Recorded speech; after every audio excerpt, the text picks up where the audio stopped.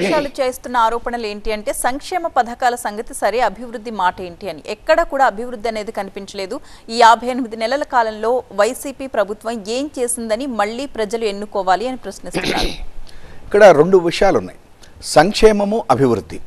సంక్షేమము అని చెప్పనంటే ఏంటి అంటే వీళ్ళ ఉద్దేశం ఏమిటి అని చెప్పంటే, సంక్షేమం అంటే ఇవాళ రోజున జగన్మోహన్ రెడ్డి గారు ఇస్తున్నటువంటి పింఛన్లొద్దు, అమ్మఒడొద్దు, గోరుముద్దొద్దు, లేకపోయేటట్టయితేనేమన్నా మనం ఇవాళ ఇస్తున్నటువంటి ఆసరా వద్దు, చేయూత వద్దు, ఇవన్నీ ఏమీ వద్దు, ఇవన్నీ కూడా ప్రజల్ని సోమరిపోతులను చేస్తున్నాయి అనేటువంటిదే ఇవాళ రోజున ప్రతిపక్షాలు, ముఖ్యంగా నారా చంద్రబాబు నాయుడు గారు, పవన్ కళ్యాణ్ గారు మాట్లాడితే, ఇవాళ కొత్తగా భారతీయ జనతా పార్టీ అధ్యక్ష స్థానంలో వచ్చిన పురంధరేశ్వర గారు కూడా అదే స్క్రిప్ట్ చదువుకుంటూ పోతున్నారు. ఇవాళ సంక్షేమము అనేటువంటిది భారతదేశ రాజ్యాంగ ప్రకారం వెల్ఫేర్ స్టేట్. భారతదేశం అనేది ఒక వెల్ఫేర్ స్టేట్.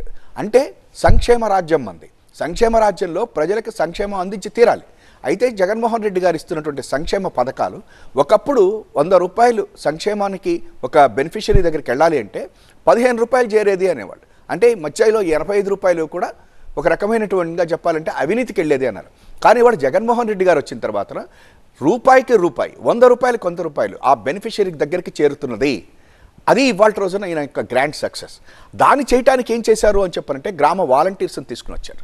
ఒక వాలంటీర్స్ 50 ఇళ్ళకి వెళ్ళటము అనేటువంటి దాని మూలకంగా వాళ్ళకి ట్రైనింగ్లు ఇచ్చి, ఎప్పుడైతే గ్రామ వాలంటీరు దగ్గరికి వెళ్ళి 1వ తారీఖునే పింఛన్ ఇవ్వటం దగ్గర నుంచి వాళ్ళకి కావాల్సినటువంటివన్నీ కూడా చేయటం అనేటువంటిది ఒక ఎత్తు అయితే, గ్రామ సచివాలయాల ద్వారా మనకు కావాల్సినటువంటి ఆల్మోస్ట్ 550 సేవల్ని ప్రజలకి డైరెక్ట్గా గ్రామ సచివాలయాల్లో అందిస్తున్నారు.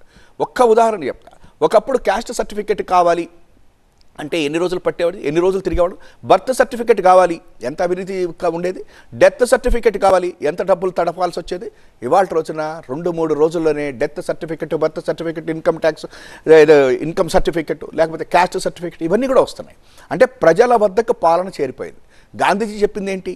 ప్రజల వద్దకే పాలన వెళ్ళాలి అని చెప్పారు. గ్రామ స్వరాజ్యం అన్నారు. గ్రామాల్లోనే గ్రామ సచివాలయాలు వచ్చేసినాయి. ఇవాళ రోజున గ్రామంలోనే రైతు భరోసా కేంద్రాలు వచ్చేసినాయి. గ్రామంలోనే నాకు పింఛన్ వస్తుందా రాదా అని చెప్పి అక్కడికి వెళ్ళి చూసుకుంటే సరిపోతుంది. అమ్మఒడి పథకంలో నేను ఎలిజిబిలిటీ ఉందా లేదా అనేటువంటిది వచ్చింది. అంటే ప్రజల్ని గ్రామాల్లోకి తీసుకుని వెళ్ళాడు. అదే గ్రామ స్వరాజ్యం చేశాడు. అయితే ఈ సంక్షేమ పథకాలు ఇచ్చినప్పుడు ఏంటి జరుగుతోంది అంటే మానవ వనరుల అభివృద్ధి అనేటువంటిది జరుగుతోంది. అంటే హ్యూమన్ రిసోర్సెస్ డెవలప్మెంట్ జరగాలి. అదే అసలు ఇవాళ ప్రపంచం మొత్తం కోరుకుంటోంది. అంతేగాని ఏదో మనం 4 బిల్డింగ్లు కట్టేశాము అని చెప్పంటే అది కాదు. ఇవాళ ఈ దేశంలో, ముఖ్యంగా ఈ రాష్ట్రంలో ఉన్నటువంటి వాళ్ళకి వాళ్ళ యొక్క లైఫ్ స్టైల్, అంటే వాళ్ళ యొక్క జీవిత ఇదిని పెంచాలి. India's ever-evolving urban landscape is witnessing a new revolution. And this one comes on 4 wheels.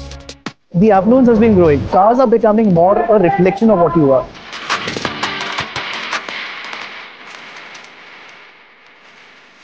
Nobody's talking about hatchbacks. Now what next? The next is the SUV. The contribution of SUVs is close to 55-60% of the automobile sales these days. Is that even manufacturers like to sell SUVs? So, how did a nation obsessed with fuel economy come to love heavy gas-guzzling sports utility vehicles? Let's look at how India fell in love with the SUV.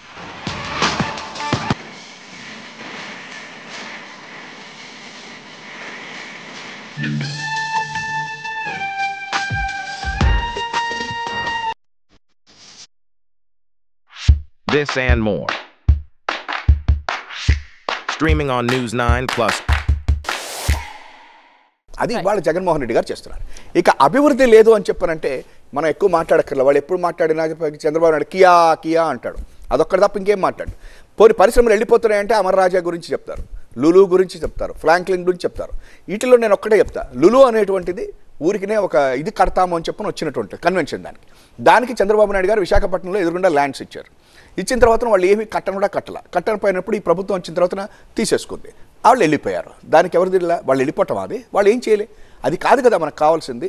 పరిశ్రమలు రావాలి. ఇవాళ జగన్మోహన్ రెడ్డి గారు వచ్చిన తర్వాత విశాఖపట్నంలో ఇవాళ రోజున ఇన్ఫోసిస్ వచ్చింది, అదాని డాటా సెంటర్ వచ్చింది. ఈ రకంగా ఇవే కాకుండా కొప్పర్తి, లేకపోతే వీటన్నిటి చోట్ల కూడాను పరిశ్రమలు మనకు వస్తూ ఉన్నాయి. కాబట్టి అభివృద్ధి జరుగుతోంది, సంక్షేమము జరుగుతోంది. వాళ్ళు చెప్పేటువంటి దాంట్లో తప్పు ఏంటి అంటే అభివృద్ధి అంటే ఓన్లీ ఇండస్ట్రీస్ బిల్డింగులు కట్టుకోవటం కాదు, మానవ వనరుల అభివృద్ధి జరగాలి. అది ఇవాళ రోజున జగన్మోహన్ రెడ్డి గారు చేస్తున్నారు. అందుకనే విద్య మీద ఎక్కువ స్పెండ్ చేస్తున్నారు. విద్య అనేటువంటిది మనం ఇచ్చేటువంటి ఆస్తి, ప్రజలకి మనం ఇచ్చేటువంటి ఆస్తి ప్రభుత్వం ఏంటి అంటే విద్య, వైద్యం, అది రెండు కూడా ఆయన ఇస్తున్నారు. విద్య కనుక ఉంటే వాళ్ళు ఎక్కడికి వెళ్ళినా బతుకుతారు. అంతేకాని మనం చంద్రబాబు గారు చెప్తుంటారు, అమరావతిలో ఒక ఎకరం అమ్మితే 100 కోట్లు వచ్చేది, నేను వచ్చుంటే ప్లాట్లు వేస్తే గజం 2 లక్షలు అయ్యేది అని. అది కాదు. ప్రతి ఒక్కరికి విద్య నేర్పించాలి, అది ప్రభుత్వ బాధ్యత. కానీ చంద్రబాబు గారు ఏమన్నారు, విద్య అనేది ప్రభుత్వ బాధ్యత కాదు అన్నారు. వైద్యం అనేది ప్రభుత్వ బాధ్యత కాదు అని కార్పొరేట్ హాస్పిటల్స్ పట్టుకొచ్చాడు. ఈయన ఏమన్నా ప్రభుత్వం ఏమది బాధ్యత అని చెప్పి ఈయన చేస్తున్నారు.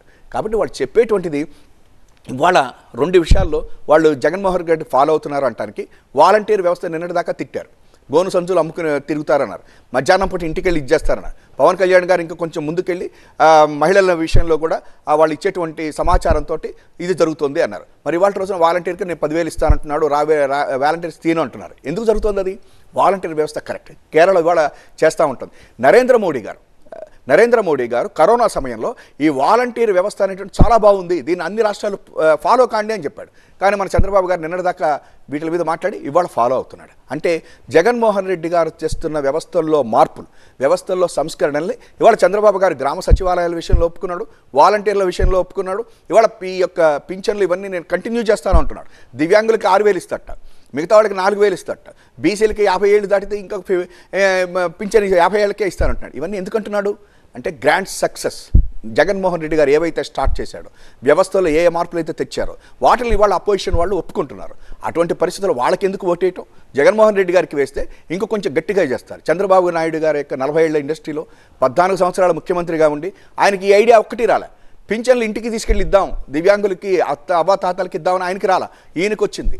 కాబట్టి ఇవాళ రోజున అభివృద్ధి, సంక్షేమం రెండు కూడా 2 కళ్ళలాగా ఈ రాష్ట్రంలో ముందుకెళ్తా ఉన్నాయి.